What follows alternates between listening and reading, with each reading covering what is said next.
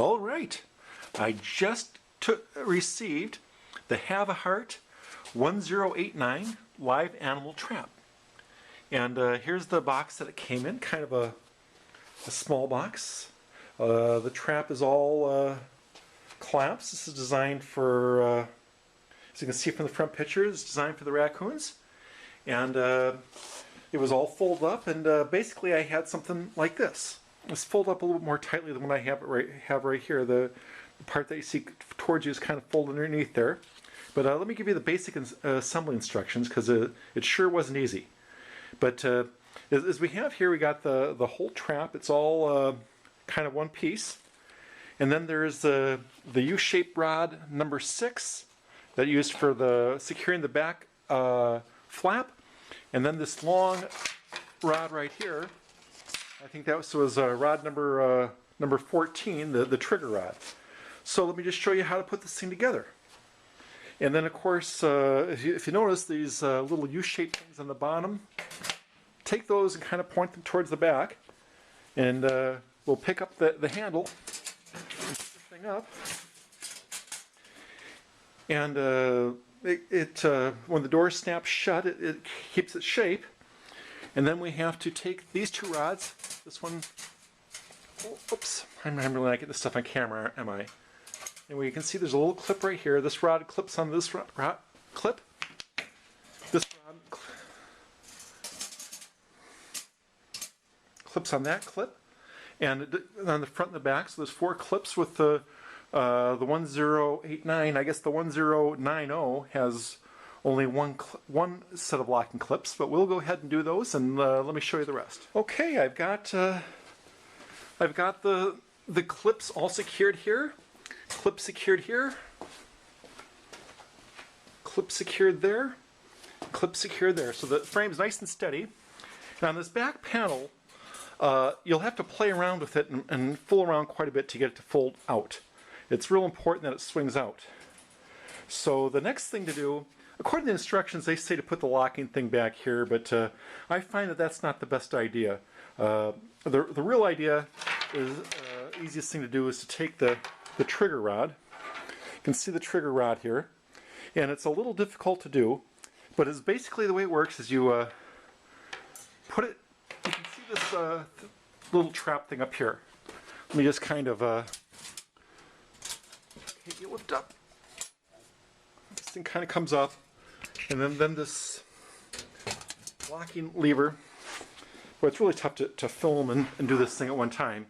But you can kind of see there's a locking lever right here, and if I locking lever forward, this thing comes down. So anyway, this locking lever needs to hook up to the metal flap over here via this rod right here. So the first thing I'm going to do is hook it through here, and then I'll have to push it on in here. And just let me pause for a second. I got it hooked through over here. Now this is really a tricky thing, so you have to do a bit of bending, but it kind of goes through here. Oh gosh, can I do this with one hand? Let me see here. Okay, I got it through that first one. Push it on in. Boy, I cannot do this with one hand very well. And anyway, it goes through the other side. I'm going to pause here and do the other side. Okay, the rod is in here. And the thing to look at is, if you notice, after it comes through, right here where my finger is, you can see there's a little indentation there. And it's a little tough. You have to really push and get it through to where it's kind of through the cage here. Get it centered through the cage. And anyway, this is all done. And now is what we're going to do is we're going to secure the back here with our little U-shaped thing. And it's kind of funny, the directions had this thing all wrong. The directions, or maybe this clip's on backwards. You kind of see this clip has 2 holes towards the front and 1 hole in the back. Now the instructions had the clip reversed.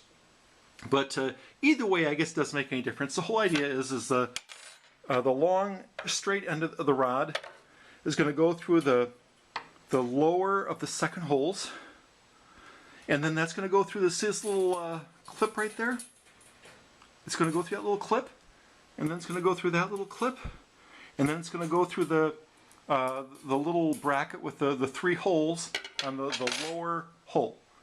And then, while that's happening, this top part with the hook on it is going to be going through the first hole. That's a big hole. You can see how there's like a, it's kind of hard to see here, but you can see all these upper holes are all like a 3/4 inch spacing, and this lower hole is about maybe 3/8 of an inch spacing, or the lower rods. So you want it in the first big hole. So I can't be doing this with one hand, so I'm going to. Okay, we're all done, and let me see if I can give you a good close-up of how this thing looks. You can kind of see the lower rod is on the inside of the back flap through the bottom hole, which is of course not matching the directions, but I guess it doesn't make that much difference. It goes through that little metal clip here, through that little metal clip. Oh, I missed the stupid little metal clip. What do you know? Well, anyway, I got to fix that. But it's supposed to go on through that little metal clip, and then through the hole. And while that's happening, you also have to make care to thread this thing through the first big hole here, and then it just clips very easily over here.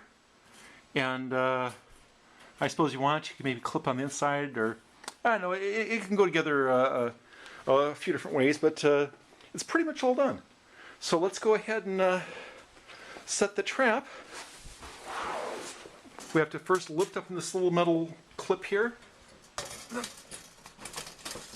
Pull up, pushing the spring in, and then arm this baby. And I've always, you can see there's a little latitude here. I'm going to center these things in there so this clips right, this clips right in the middle of the hole. This is in here, this rod's centered. So it looks like the whole thing's all sprung. So I'm going to push down on this. We'll see what happens.